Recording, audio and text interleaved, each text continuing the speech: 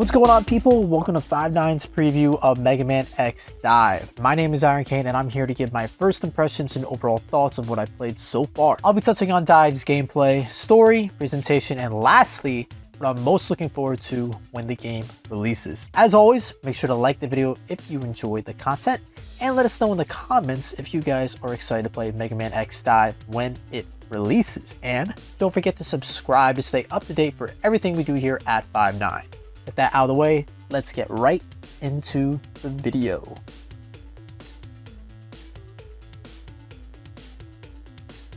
So for gameplay, I think it's very intuitive for a mobile game. I would describe it as Diet Mega Man X. It feels enough like any other Mega Man game, plus you have your wall jumps, dashes, and shooting like you normally would. In DiVE, you never really have to worry about aiming because there's an auto target feature. You don't even need to face an enemy to shoot them, thanks to the game's 360-degree shooting feature. Where things get a little tricky is when you try to do multiple actions at once. For example, if you want to dash jump to the right and shoot while midair, you would hold right on the virtual stick in the bottom left of the screen. Then you would slide your right thumb across the dash and jump button, then downwards to the shoot button. Now, I know that all sounds pretty complicated, but it actually isn't too bad once you get used to it. Heck, I even found pulling moves off like that to be pretty satisfying. The main issues I had was changing weapons on the fly and activating character skills. It's much simpler just to hold down the basic attack button until everything on screen blows up, then to, switch weapons and use skills mid-battle. Plus, the fact that the weapon switch button is so far to the left by default, basically either have to stop attacking or stop moving altogether to change weapons. That being said, in the game's defense, you do have the option to move every button around and even increase the size. So maybe after tweaking around with the button placement, I can switch weapons more seamlessly. The reason I even bothered to bring this up is that you can't just shoot forever. From what I could tell, all ranged weapons have an ammo capacity, and once it reaches 0, you're unable to continue firing for a short time. Your only options at this point is to either wait for the weapon to reload, switch to your sub-weapon, or use any of your character's skills. But by doing so, unless you master the controls, you'll probably have to stop moving to do one of the options and take an unnecessary hit. But it's not that big of a deal if you get hit because, to be honest, the game is pretty forgiving in the beginning. Most enemies can be taken care of in 1 or 2 shots, and if you do get hit, it's like a tickle. And worst case scenario, there's even revive chips which allow you to respawn. But once you use them all, you can't revive anymore. For me, the first 2 zones of the story mode were absolute cakewalks. It was only in Zone 3 where I noticed a sizable difficulty spike. From that point on, I really need to focus on having my characters be as strong as they could possibly be. There's a lot to level up and grind for in this game, so it's a double-edged sword in the sense that it can be overwhelming, but you'll always have something to work for. You have your player level that goes up as you complete various missions, story mode levels, and basically just about any activities in the game.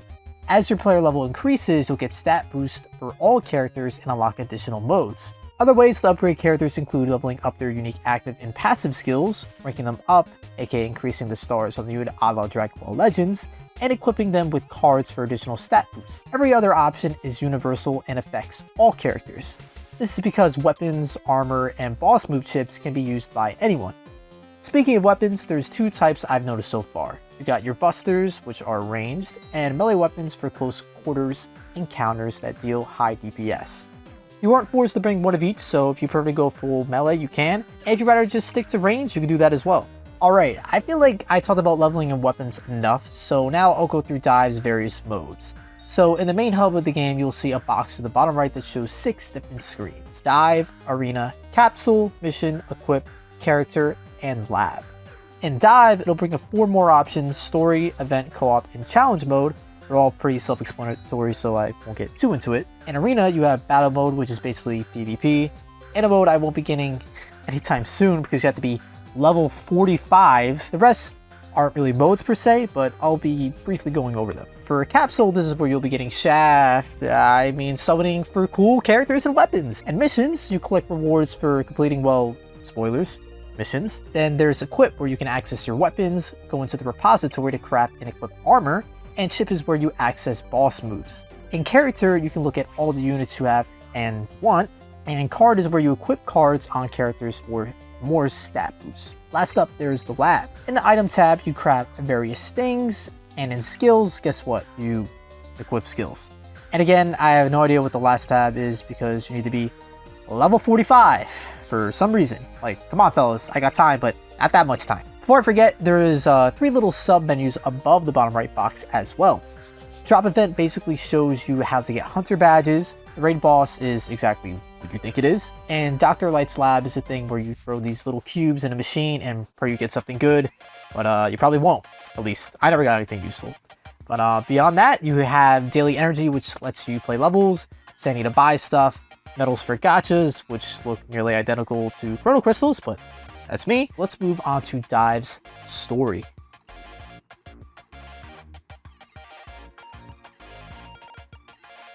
Like it or not, Mega Man X DiVE is the latest chapter in the Mega Man X series, at least according to the game's description. But I personally wouldn't go that far. By no means is this a sequel to Mega Man X8 as far as I can tell. In DiVE, you play as the player, an avid fan of everything Mega Man. Suddenly, you find yourself pulled into the world known as the Deep Log. Meet up with an anime waifu called Riko, who is your tutorial lady. And the two of you work together to save the Deep Log from corrupted data. So to put it bluntly, the story is going to move you or make you bring out the tissue box. The plot serves as a way for enemies to appear in levels from various Mega Man games. For example, in the highway level from Mega Man X, you fight Mao, the giant from Mega Man X4. And let's be honest here, no one's playing Mega Man games for the story anyway, so I'm not going to pick it apart. So let's just go on ahead to move to DiVE's presentation.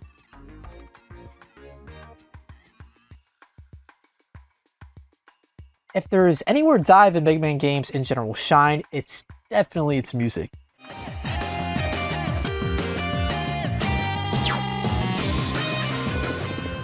The music is fantastic here. Classic tracks are beautifully remixed, and even now I'm still not tired of any of them.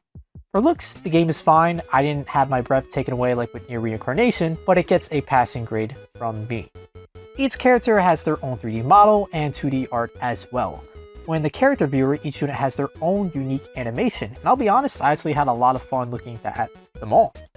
Speaking of characters, there's more than 50 to choose from throughout the series, so whether you're more of a Mega Man Classic, Daddy X, Legends, Tron Bond, or Zero fan, you'll be happy to know there's a lot of representation for each. Beyond that, the levels look fine enough. The only one that really caught my eye was one where it was raining in the highway map from Mega Man X, and I thought that was pretty cool. And with that, I think it's about time to go over my final thoughts.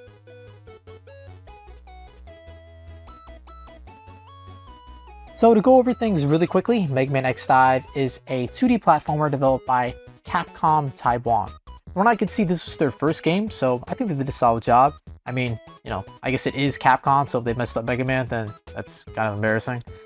Now, to be honest, I really enjoyed my time with the beta so far, and what I'm most excited for DiVE is really just for it to release so I can play the full game. The gameplay isn't a slog, the controls are decent, the graphics are fine, and the music is amazing. What else could I ask for? I mean, I guess besides a real Mega Man game coming out, but you know, this works for now. And like I said before, my only complaints lie with the weapon swapping and activating character skills. Hopefully, after altering the placements of the buttons, maybe I'll have a different tune about it. Other than that, I did notice that if you go into the game's gallery, nothing comes up and you can't leave, so the only option is to close the game and restart, which is really weird considering that the gallery is talked up as one of the game's cool features, but it straight up doesn't work. But you know, it is a beta. And actually, before I forget, another thing I found frustrating is how DiVE handles daily singles. It's not like Legends where you can use chrono crystals on singles for a discounted rate. In DiVE, you can only access the discounted singles with paid currency.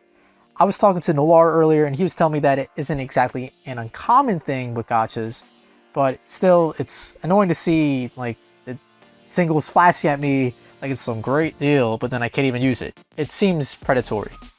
But with all that said, if you're a Mega Man fan, this game is a no-brainer. I definitely would recommend picking it up, and even if you just like platformers, I'd still give it a whirl. Would I see myself actually spending money on the game? I don't know. I tend to be more free to play when it comes to gachas, but I'm not gonna act like I wasn't tempted. I mean, dude, I want to play this classic Mega Man really badly, so hopefully the gacha gods bless me. I think I rambled on enough, so let's close this sucker out. There you have it. Those are my thoughts on Mega Man X DiVE so far. Let us know in the comments if you agree with my thoughts and if you think you'll pick the game up when it drops. If you made it this far, why not leave the video a like if you haven't already, and make sure to subscribe to Five Night Gaming to see everything else we have in store. And that's it. Ironcane sign off. Have a good one, guys. Peace.